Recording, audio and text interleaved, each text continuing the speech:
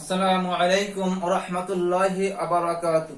A'udhu billahi minash shaitanir rajim. Bismillahir rahmanir rahim. Dear students, viewers and learners, welcome everyone from my channel ABC Grammar FHOC. I have come back again. I hope you are all well by the grace of Almighty Allah. I am also fine. Today I shall discuss about making WH question part 2. I discussed about making WH question part 1 previous class. WH question is very neat for class 4 and 5 students. Dear students and viewers, you know it is very important for you. So be attentive in my class. Especially thanks who are new in my channel today. I shall request you for subscribing my channel. After watching my video, what is your opinion? Please inform me by comments. And I shall request you to watch my video from first to last. Let's go start. সুপ্রিয় শিক্ষার্থীবৃন্দ, আমি পূর্বের ক্লাসে আলোচনা করেছিলাম making WH question part 1 নিয়ে।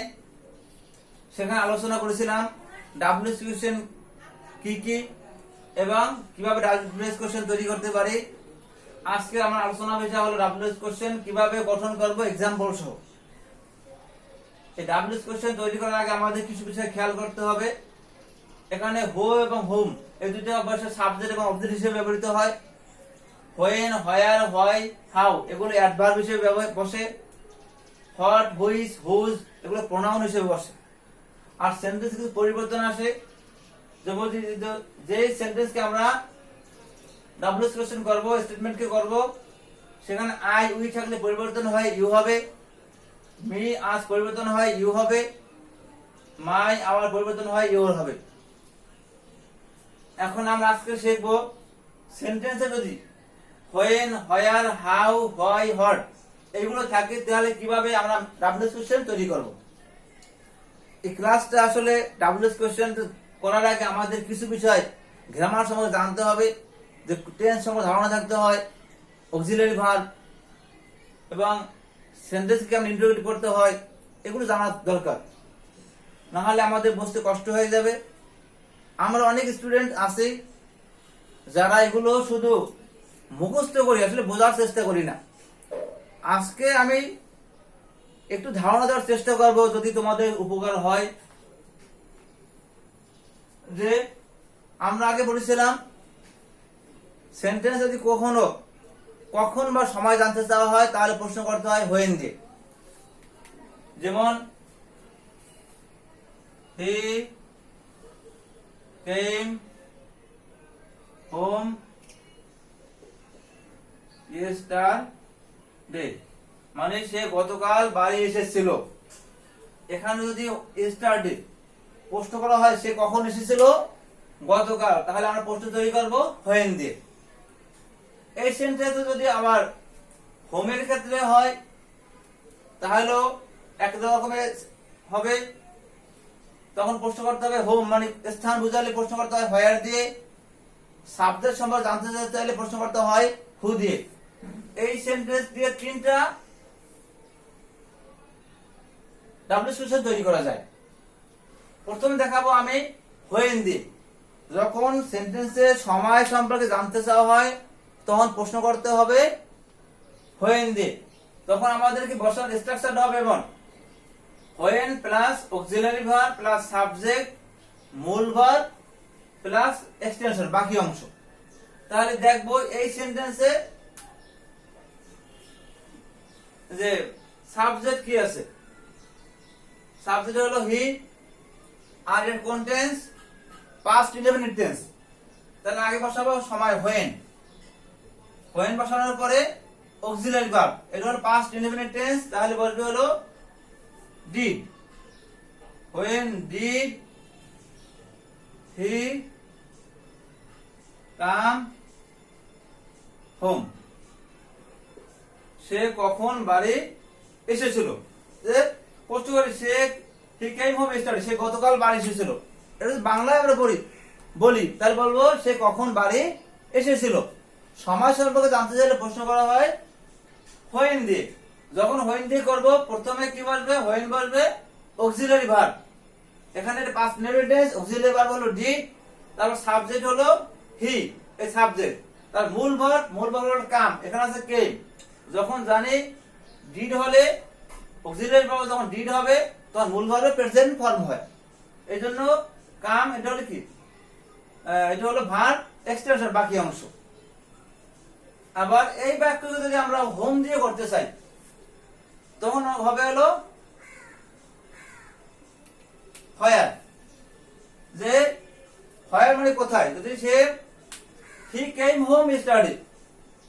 আর যদি আগে আমরা বাক্য করার আগে দেখব আমাদের প্রশ্নে দাগ দেওয়া থাকবে, আমরা যে সেন্টেন্সকে ডাব্লিউএস কোশ্চেন তৈরি করব আন্ডারলাইন করা থাকবে। যদি স্টাডি করলে একই রকম, হোমে আন্ডারলাইন করা থাকলে তখন একই রকম, অন্যরকম, হি থাকলে অন্যরকম। আমি তিনটা দিয়ে আজকে এখন দেখিয়ে দিব।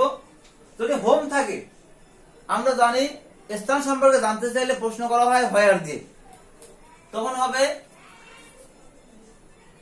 হোয়ার, নিয়ম কি, হোয়ার বসবে অক্সিলারি ভার্ব বসবে, তারপর subject where did he come home. এই যে when, where, how, why, what, এই নিয়মগুলো এগুলো থাকলে আমরা এই স্ট্রাকচারটা মনে রাখবো। Auxiliary verb plus subject plus মূল ভার্ব প্লাস এক্সটেনশন, এই স্ট্রাকচার অনুযায়ী আমরা করব। তাহলে কি হলো, where did he come home study, where did he come, where did he come home হবে না, yes where did he come study.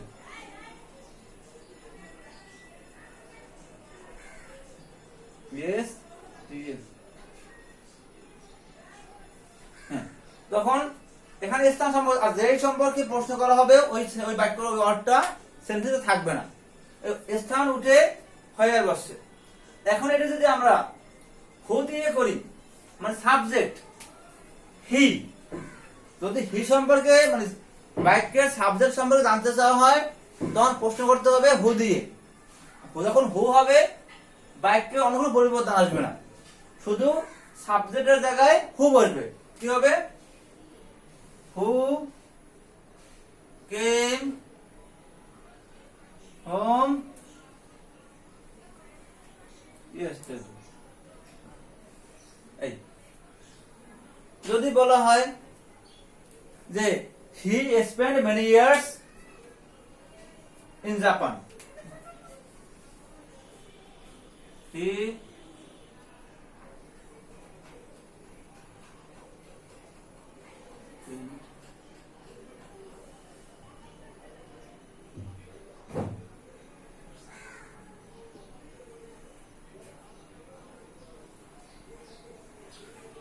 spent many years in Japan, সে জাপানে অনেক বছর কাটিয়েছিল।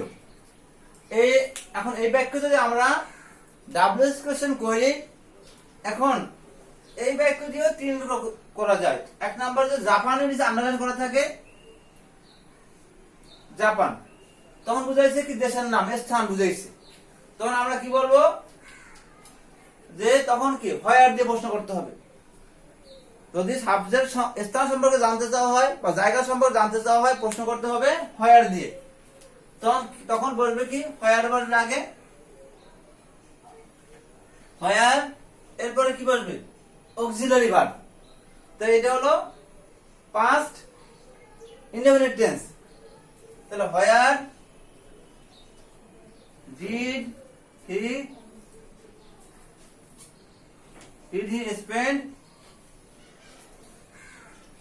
তাহলে হোয়ার বসছে, অক্সিলারি ভার্ব বসছে, সাবজেক্ট বসছে, মূল ভার্ব বসছে, এক্সটেনশন বাকি অংশ স্পেন্ড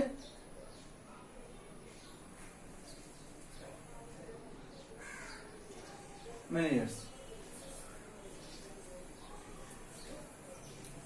এভাবে যদি তাহলে কি বললাম, এখন জানলাম যে when, where, how, why, what, এগুলো এই যে এগুলি থাকলে একই নিয়ম, তবে হর যদি অবজেক্ট বুঝায়। এখন দেখো হাউ, হাউ তাহলে কিভাবে হয়? হাউ দিয়ে বুঝায় যে হাউ অর্থ কেমন, হাউ অর্থ কত, হাউ অর্থ কিভাবে।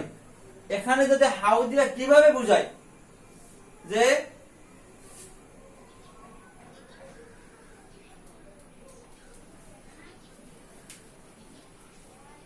এখন প্রশ্ন করবো আমরা হাউ দিয়ে।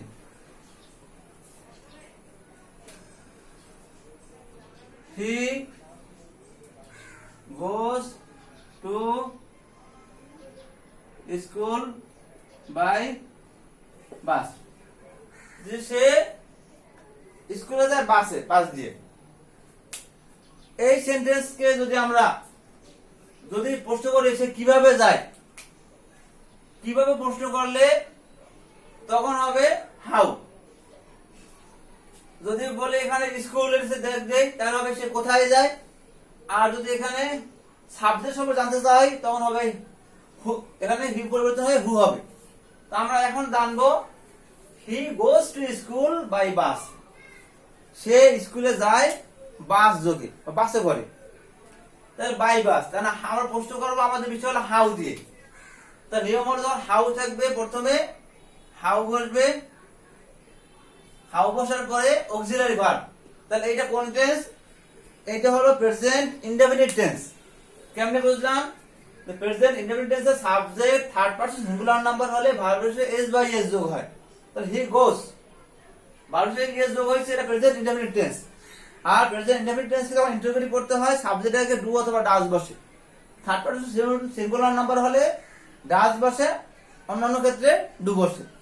তাহলে হাউ এ দেখুন একটি বসবে অক্সিলারি ভার্ব, তাহলে এখানে auxiliary verb does, how does. এবার কি সাবজেক্ট, সাবজেক্ট হলো হি, হি বসবে। তারপর মূল ভার্ব যাওয়া, এখানে আর ইয়েস হবে না, ইয়েসটা এখানে চলে গেছে। How does he go to school. তাহলে এখন যদি প্রশ্ন করে সে কিভাবে স্কুলে যায়, how does he go to school. এখন যদি আমরা এটাকে স্কুলে দেখ দেই, he goes to school by bus. যদি স্কুল হয় তখন হবে হোয়ার, স্থান, তখন হবে কি where does he go, where does he go by bus, সে বাস যোগে কোথায় যায়। আবার এটা যদি আমরা হিট নিচে আন্ডারলাইন করা থাকে, তবে যদি সাবজেক্ট সম্পর্কে জানতে চাওয়া হয় হু হয়, তখন বাক্যে সাবজেক্টের জায়গায় হু বসবে, অন্য কোনো পরিবর্তন আসবে না।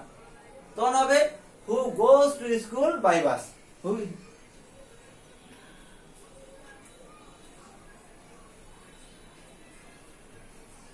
এখন যদি আমরা জানতে চাই হয় যে হয় মানে কি, কারণ বা কেন।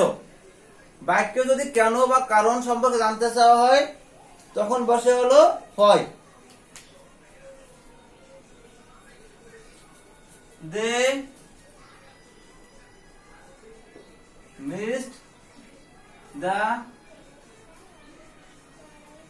train. They missed the train.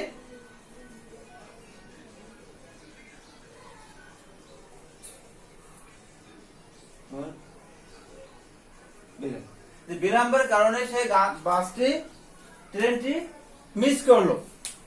কেন মিস করলো? ফর ডিলাই, বিলম্ব। তখন এখানে বসবে কি, এটা কোন টেন্স? এখানে আন্ডারলাইন করা আছে ডিলাইন লিস্ট। তখন আমাদের এটা কোন টেন্স? Past indefinite tense. তাহলে কারণ বুঝালে বা কেন বুঝালে আমরা হয় দিয়ে প্রশ্ন করব। তখন কি হবে? Why did they miss the train. প্রথমে কি বসবে? হয় বসবে, হয়। তারপর কি বসবে? Auxiliary verb, past indefinite tense, the did. Why did, তারপর কি সাবজেক্ট, সাবজেক্ট হলো they. Why did they miss the train. Why তারা কেন ট্রেন মিস করলো। তবে আমরা যেই অর্ডিনেন্স আন্ডারলাইন করা থাকবে এটা দেখে আমরা ডাব্লিউএস কোশ্চেন তৈরি করব। একই সেন্টেন্স দিয়ে দুই তিন ধরনের ডাব্লিউএস কোশ্চেন তৈরি করা হয়, তবে আমাকে যেইটা করতে বলা হবে আমরা ওইটাই করব। এখানে যে ট্রেন আছে এটা দিয়ে করা যায়, হি মিস দ্য ট্রেন। এখানে কি হলো, যে সাবজেক্ট এটা ভার্ব, এই ট্রেনের অবজেক্ট। আমার কাছে হট যে অবজেক্ট দিয়ে যদি অবজেক্ট বুঝায় তখন একই নিয়ম। তখন কি হবে, এই যদি এখানে যদি ট্রেনকে যদি আন্ডারলাইন করা হয় তখন হবে বাক্যটা এমন যে what did they miss the train, or did they miss the train, or delay। তখন কি বসছে, হট বসছে। যদি বলা হয়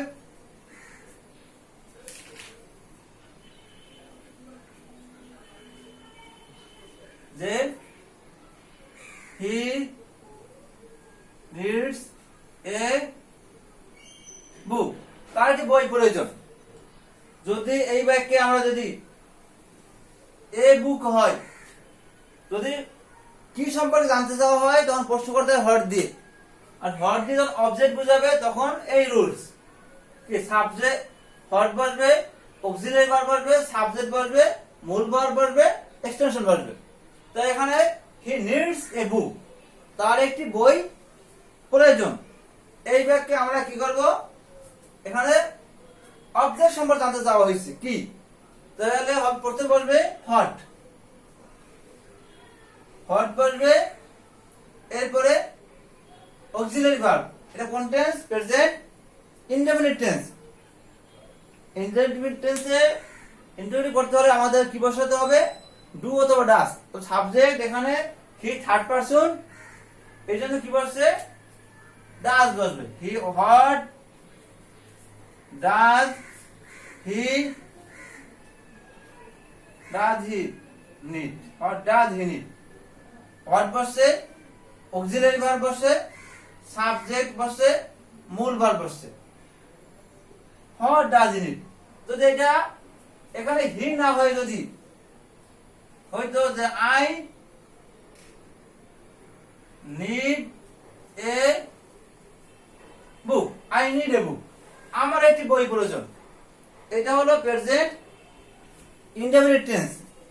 তখন হতো কিভাবে সেন্টেন্সটি আমরা জানি, যদি স্টেটমেন্ট বা সেন্টেন্সে আই বা উই থেকে পরিবর্তন হয় ইউ হয়। এটা তাহলে যদি এ বুক, যদি কি সম্পর্কে জানতে চাওয়া হয় তখন প্রশ্ন করা হয় হট দিয়ে। এই বাক্যটাকে আমরা যখন ডাব্লিউএস কোশ্চেন তৈরি করব তখন কি হট আগে বসিয়েছিলাম আমরা ডাস, এখন কি বসাবো, প্রেজেন্ট ইনডেফিনিট টেন্স কে ইন্টারোগেটিভ করতে হলে সাবজেক্ট আগে ডু অথবা ডাস বসে। যদি সাবজেক্ট থার্ড পারসন সিঙ্গুলার হয় তখন হয় ডাস, বাকি সকল ক্ষেত্রে হয় ডু। এখানে আই হলো ফার্স্ট পারসন, এখানে কি বসবে, ডু বসবে। হট অক্সিলারি হট বসে, অক্সিলারি ভার্ব বসাইছি, এরপর কি বসাবো, সাবজেক্ট আই পরিবর্তন হয় কি হবে, ইউ। তো হোয়াট ডু ইউ, এরপরে মূল ভার্ব কি need, what do you need. তাহলে কি বসলো, যদি হট বসে হোয়াট ডু ইউ নিড। তাহলে বিষয় এরকম অনেক উদাহরণ আছে, एग्जांपल দেওয়া যাবে। আমাদের মনে রাখতে হবে when, where, how, why, what। তবে হাউ দিয়ে যদি কিভাবে বুঝায় যে তখন হবে এই রুলস, আর হাউ দিয়ে যদি বয়স বুঝায় হি ইজ 10 years old, তখন প্রশ্ন হবে হাউ ওল্ড ইজ হি, তখন ওল্ড বসবে। আর হোয়াই অর্থ কেন, হোয়াট অর্থ কি, অবজেক্ট যদি বুঝায় তখন কি বসলে, যে হোয়াট যখন অবজেক্ট বুঝায় তখন হবে এই রুলস। আবার যদি প্রশ্ন করা হয় হোয়াট দিয়ে সাবজেক্ট হিসেবে বসে, মাই নেম ইজ,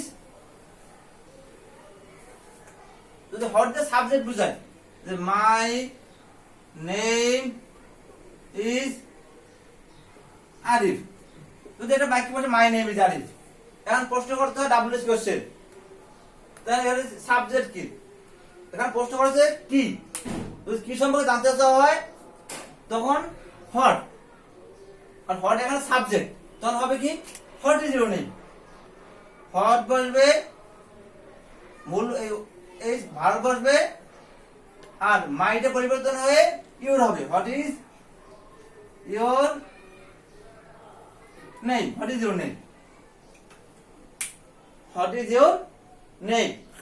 তবে অবজেক্ট দিয়ে যখন অবজেক্ট বুঝাবে তখন এই রুলস, আর যদি হট দিয়ে সাবজেক্ট বুঝায় তখন হট বসবে, ভার্ব বসবে, তারপরে সাবজেক্ট সাবজেক্টকে বসবে,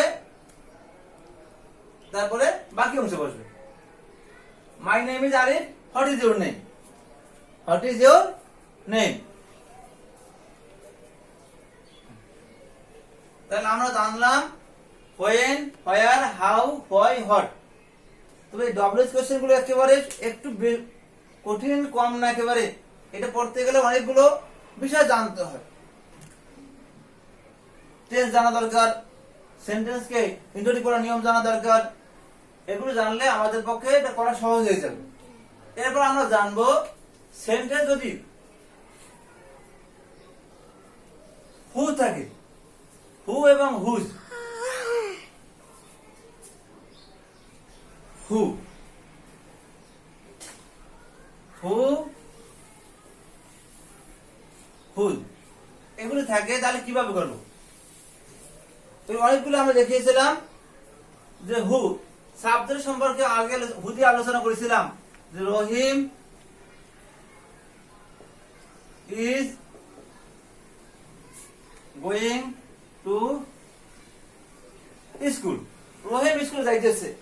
এখন আগে যদি রহিম আন্ডারলাইন করা থাকে তখন হবে কি, যে সাবজেক্টে সেন্টেন্সের সাবজেক্ট সম্পর্কে জানতে চাওয়া হয় তখন প্রশ্ন করতে হয় হু দিয়ে, যখন হু বসবে তখন বাক্যের আর কোনো পরিবর্তন হবে না, শুধু রহিমের জায়গায় কি হু ইজ গোয়িং টু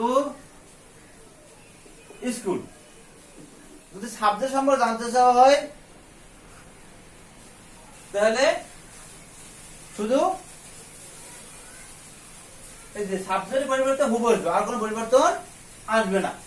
আবার এই ব্যক্তি যদি স্কুল সম্পর্কে স্কুলে আন্ডারলাইন করা থাকে রহিম ইজ গোয়িং টু স্কুল, তখন স্থান বুঝে গেছে, তখন আবার কি হবে হোয়ার দিয়ে হবে, তখন হবে হোয়ার ইজ রহিম গোয়িং, তখন হবে কি পড়ছিলাম প্রথমে হোয়ার হবে, where auxiliary verb, auxiliary verb কি ইজ, তারপর subject Rahim, where is Rahim going, Rahim কোথায় যাচ্ছে। তবে এগুলো জানার আগে আমাদেরকে একটু বেশি বেশি প্র্যাকটিস করতে হবে, আর যদি আস্তে আস্তে রুলস একটু মনে রাখি তাহলে আস্তে আস্তে আমাদের জন্য কাজটা সহজ হয়ে যাবে। আর সুপ্রিয় শিক্ষার্থীবৃন্দ, তোমাদেরকে ডাব্লিউএস কোশ্চেন সম্পর্কে কিছুটা ধারণা দিলাম। এগুলো রুলসটা মুখস্থ করে, রুলস মুখস্থ করবে। গ্রামারে অন্যান্য বিষয় পার্টস অফ স্পিচের আমার আলোচনা আছে, ওখানে কোনটা সাবজেক্ট, কিভাবে সাবজেক্ট, কোনটা নাউন, কোনটা প্রোনাউন, অ্যাডজেক্টিভ, 8 প্রকার ভালো করে পড়বে। এই পার্টস অফ স্পিচ খুব গুরুত্বপূর্ণ। এরপরে এগুলো আছে কেস পড়বে, এগুলো পড়ে আস্তে আস্তে, কিন্তু ডাব্লিউএস কোশ্চেন করতে গেলে অনেকগুলো বিষয় জড়িত এখানে। তাই আমি আশা রাখি আমার ক্লাসটা যেগুলো আলোচনা করেছি, আরেকটা দেখো হুজ, হুজ দিয়ে যদি সাবজেক্ট বুঝায়, তাহলেও কিন্তু হুজের পরিবর্তে শুধু দেখো রহিমস